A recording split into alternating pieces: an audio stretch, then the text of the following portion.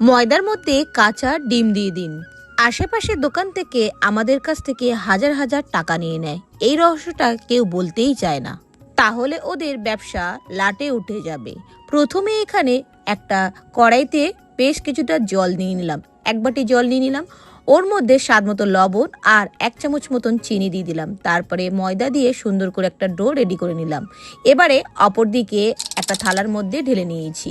একটা ডিম ভালো করে ফেটিয়ে নিলাম। সেই ডিমটাকে অল্প 2 চামচ দিয়ে দিতে হবে, বেশি দেওয়া যাবে না, যতটুকুনি প্রয়োজন ততটুকুনি দিতে হবে, যাতে এটা স্মুথভাবে হয় ময়দাটা। তো এইদিকে আমি সুন্দর করে বেলে নিয়েছি, মানে গড়ে নিয়েছি, ছোট ছোট করে লেচি কেটে নিয়েছি, যেমন আমরা লুচি খাই ঠিক তেমনভাবে করে নিয়েছি। একটা চিরুনি দিয়ে সুন্দর করে ডিজাইনটা করে নিচ্ছি, আর অবশ্যই কিন্তু এই চিরুনি দিয়েই ডিজাইনটা সুন্দর হবে। তো গ্যাসের উপর একটা কড়াই বসিয়ে দিলাম, বেশ কিছুটা সাদা তেল দিয়ে দিলাম, আর প্রত্যেকটা এই খাবারগুলো আমি ভেজে নিচ্ছি। আর এই খাবারগুলো খেতে দারুণ লাগে। এবার এটাকে কড়া করে ভেজে নিয়ে তুলে নিচ্ছি।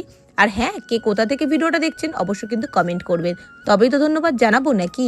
অপরদিকে একটা গামলার মধ্যে দুধ নিয়ে নিলাম, বেশ কিছুটা চিনি নিয়ে নিলাম, স্বাদটা আপনারা বুঝেই দেবেন। এখানে 2 থেকে 3টে এলাচ আমি ফাটিয়ে নিলাম, যাতে ফ্লেভারটা ভালো আসে। এবারে ওই ভেজে রাখা পিঠেগুলো দিয়ে দিলাম, দিয়ে ভালো করে সফট হলে তার